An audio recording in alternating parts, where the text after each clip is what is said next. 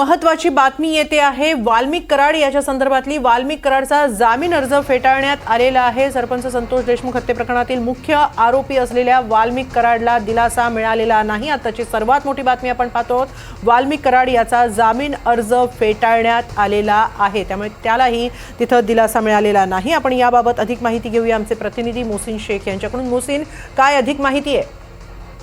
नक्कीच आपण बघतोय की गेल्या 3 दिवसापासून ही सगळी सुनावणी औरंगाबाद खंडपीठात सुरू होती आणि आज महत्त्वाचा निर्णय न्यायालयाने दिलेला आहे। वाल्मिक कराडने औरंगाबाद खंडपीठात ही याचिका दाखल केली होती, जामीन अर्ज दाखल केला होता, मात्र हा कोर्टाने फेटाळलेला आहे। आपण बघितलं तर याच सुनावणी दरम्यान 23 व्हिडिओ जे संतोष देशमुखांवर अत्याचाराचे दाखवण्यात आले होते आणि त्यानंतर न्यायालयाने देखील हे आम्ही बघू शकत नाही असं म्हटलं होतं आणि त्यानंतर आज या सगळ्या याच्यावर निकाल आलेला आहे आणि औरंगाबाद खंडपीठाने वाल्मिक कराडला जी याचिका फेटाळली। आपल्यासोबत धनंजय देशमुख आहे, काय सांगाल, काय आज सगळी ही निकाल आलेला आहे? एक कुठेतरी मोठा दिलासा मिळालेला आहे? नाही, यांना फासावर जाण्यापर्यंत कुठलाही दिलासा नाही। हा त्यांना केलेला जो जे पाप आहे, जे माझ्या निष्पाप भावाची जी हत्या केलेली या सगळ्यांनी संघटित गुन्हेगारीतून, त्यावर आम्ही आज जे बेल रिजेक्ट झालेली आहे, जे जामीन अर्ज फेटाळलेला आहे, ते शेवटपर्यंत त्यांना जोपर्यंत शिक्षा नाही होत तोपर्यंत आम्हाला म्हणजे हा तात्पुरता दिलासा आहे जरी असला तरी यांना शिक्षा होईपर्यंत आम्ही कुठेही मागे हटणार नाही आणि आम्ही न्यायव्यवस्थेवर विश्वास ठेवून आहे।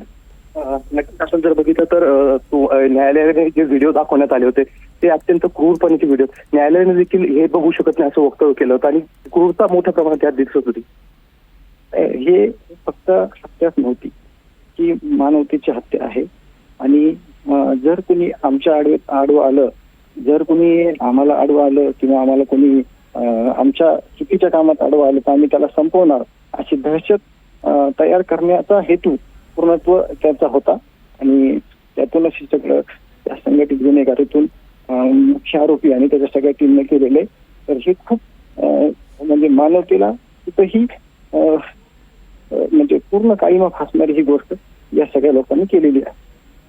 नक्कीच आपण बघतोय की ही धनंजय देशमुख यांची सगळी प्रतिक्रिया होती आणि आता थोड्या वेळात त्यांचं त्या अधिकृत बाईट सुद्धा होणार आहे। मात्र आताची सगळ्यात मोठी बातमी आपल्याला म्हणता येईल की जेव्हा बीड जिल्हा सत्र न्यायालयाने ही सगळी जामीन अर्ज फेटाळला होता, त्यानंतर वाल्मिक कराडने औरंगाबाद खंडपीठात धाव घेतली होती आणि जामीन अर्जासाठी अर्ज केला होता। त्यावर गेल्या अनेक दिवसांपासून सुनावणी सुरू होती। आता गेल्या 3 दिवसापासून सलग सुनावणी सुरू होती आणि आता कोर्टाने हा जामीन अर्ज फेटाळला आहे। त्यामुळे वाल्मिक कराडच्या अडचणीत मोठी अडचण झाली असं म्हणता येईल आणि कुठेतरी देशमुख कुटुंबाला मोठा दिलासा मिळालेला आहे। राज्यभर या सगळ्या प्रकरणाची चर्चा झाली होती। संतोष देशमुख हत्या प्रकरणाचे फोटो देखील आपण बघितले होते, या अत्यंत क्रूरपणे सगळं मारहाण झाली होती आणि ज्या पद्धतीने सरकारी वकिलांनी गेल्या 3 दिवसांपासून बाजू मांडली होती त्यात आपण बघितलं की सरकारी वकिलांकडून सतत सांगण्यात येत होतं की या सगळ्याचा मास्टर माइंड वाल्मिक कराड आहे।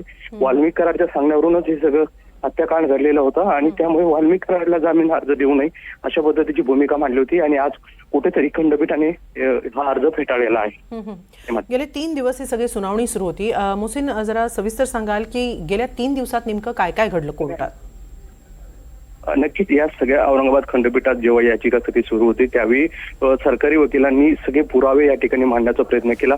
जे सगळे आरोपी होते त्यांचं आणि वाल्मिक कराडचं कशी साखळी होती, कसे संबंध होते हे मांडण्याचा प्रयत्न केला। सोबतच संतोष देशमुख प्रकरणात जे खंडणीचा गुन्हा दाखल झाला त्यात जो फोन कॉल झाला होता विष्णू चाटेच्या फोनवर, तो वाल्मिक कराडने केला होता हे देखील सांगितलं। आणि यात अत्यंत महत्वाचं म्हणजे संतोष देशमुख यांची मुलगी वैभवी हिचं संतोष देशमुखांशी जेव्हा शेवटचं बोलणं झालं होतं त्यावेळेस त्यांनी देखील हे सगळं प्रसंग त्यांना सांगितलं होतं, तो देखील मुद्दा या ठिकाणी मांडण्यात आला होता।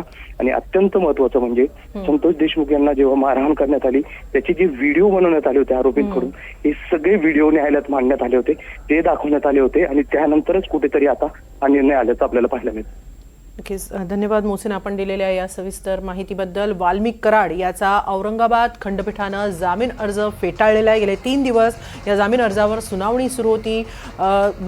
संतोष देशमुख यांच्या हत्या प्रकरणातील सर्व पुरावे न्यायालयामध्ये सादर करण्यात आले होते आणि आता अखेर वाल्मिक कराड याला दिलासा मिळालेला नाही, त्याचा जामीन अर्ज फेटाळण्यात आलेला आहे। तर या सर्व आरोपींना फासावर लटकवल्याशिवाय आम्हाला दिलासा मिळणार नाही अशी प्रतिक्रिया संतोष देशमुख यांचे भाऊ धनंजय देशमुख यांनी NDTV मराठीशी बोलताना सर्वप्रथम दिलेली आहे।